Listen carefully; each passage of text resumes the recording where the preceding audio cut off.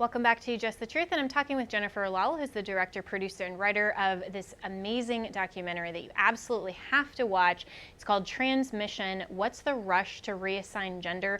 Please go find the preview on YouTube. You can just search for it in the bar, share that, be a voice for truth, and don't worry about whether someone is going to out you, the names that they call you.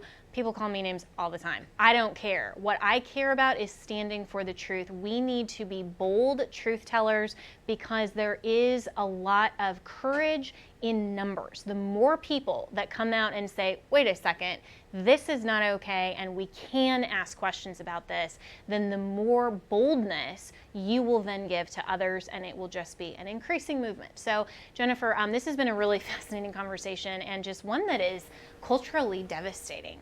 Frankly, and in the break we were talking about the future just liability of all this, and the difference between an adult who can have informed consent, knows what they're getting into, versus the LGBT trans, T for trans, focusing in on children and the future. I mean, this is untested. We don't know all of the results of all of this medically, and so what are your concerns for the future when we will have this whole category of children that have been bodily mutilated?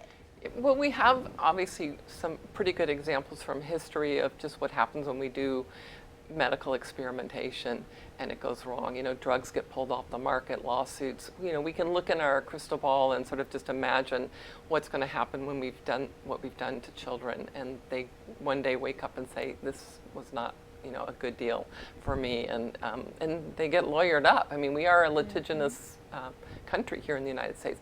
We do have a little bit of a look into the future and just what's going on in the United Kingdom with a couple of very big cases that involved allowing minors to medically and surgically transition. The Kiara Bell case, which we mention and bring up in our film, and the High Court ruling, thou shall not let minors make these kinds of decisions. A big hospital in Sweden has just moved to say, we're not going to allow children to make these kind of permanent, long-term decisions that have such, far-reaching impact on their life. So I'm optimistic. And then one of the physicians that we interview in the film, he sort of ends the film by saying, that's what's going to happen. There's going to be these lawsuits, and they're going to go after the insurance companies who provided these as services. It's going to go after hospitals who allow these kind of procedures to be done. It's going to be going after big pharma that's prescribing high-dose hormones to these children, and the physicians. And whether we like that outcome or not, I do predict that it's harm. I mean, why do we wear seatbelts today? Right. Why can't we text and drive? Because people have been harmed, and it's usually the harms reach a critical level that the law acts. And it's unfortunate in this case that it will be human beings and it will be children that will be harmed. Yeah, you always wish that people would know better, and that where we can prevent something that is an obvious outcome, that people would choose to prevent it rather than having to go through that type of litigation. But this is where, we are a very litigious society, but, from my perspective as a lawyer, part of civil litigation is to have this type of rule of law and have good government oversight to say, no, we're not so libertarian that anyone's choice is valid. Any parental decision is okay. I mean, there are some obvious bright line rules there where obvious abuse, obvious neglect, those types of things, the government intervenes. We have a whole dependency and neglect court for that reason. And so of course, parental rights is a huge category of constitutionally protected rights and decision making for the health, safety, and welfare of children. But when there is a line of harm, civil litigation is a great way to move the law into addressing an issue unless there's legislation. I mean, and so that's something else potentially that I wish that our legislators would be courageous enough to say, wait a second, okay, so biological men can't compete in women's sports. Some of those things that are harmful just toward a prize, but what about harming individual children and saying, no, hospitals, you can't provide this treatment. You can't reassign gender on a birth certificate. I mean, that's falsification of a record. I mean, you know, some of these very obvious things. So, did you interview any legislators or anything sort of in the lawmaking or litigation realm? Actually, we didn't. We interviewed 17 people for this film, and it's about a 50-minute film, and it was a really, daunting task to edit it down to a sizable, cohesive story. And that was one voice that we did not interview.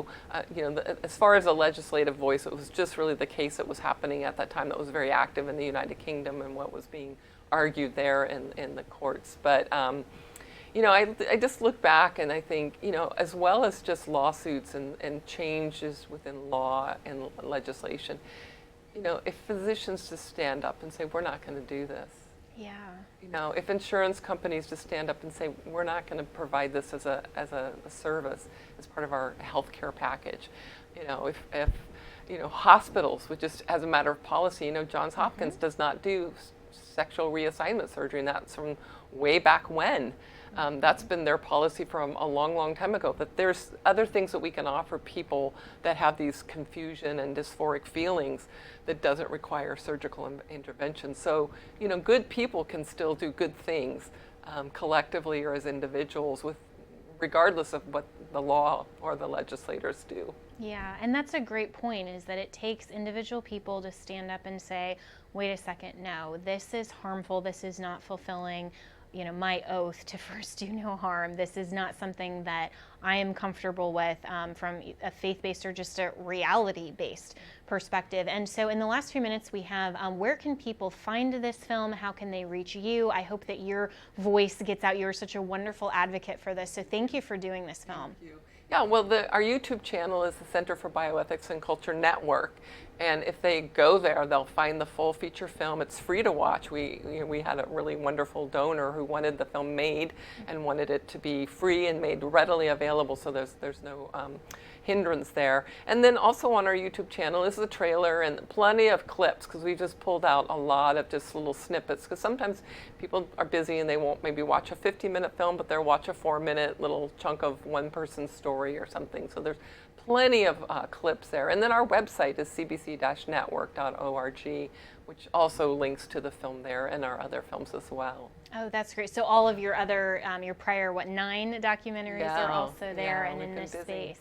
Yeah, and this is fantastic. So, and any plans to do another one, or are you focused on this? Actually, just the other day I kind of started noodling with an idea, and I'm not going to tip my hat just yet, but right, I thought this would be my last one, but maybe one more. Yeah, well, God is using you in this space, and so I'll have to have you back when you have more to share on that, and maybe you can make that announcement. But thank you so much, Jennifer. I really appreciate this so much. Thank you, and, I too. Yeah, absolutely. So go to the website, go to YouTube, watch this feature film, share those clips on social media, stand up, be a voice for truth. This was Jennifer Lahl, director and writer and producer of this fantastic documentary called Transmission, What's the Rush to Reassign Gender? And we have to stand firm in the truth. This is an issue that is directly affecting our children, our culture, and if we don't stand up as advocates for the truth, and we are not bold in saying, yeah, science matters, we can ask these questions, we can advocate for truth, then who will? We have to be the people that stand up in our time for the issues of our day. So stand up firm, and it's Transmission, What's the Rush to Reassign Gender? We'll be right back with more of Just the Truth.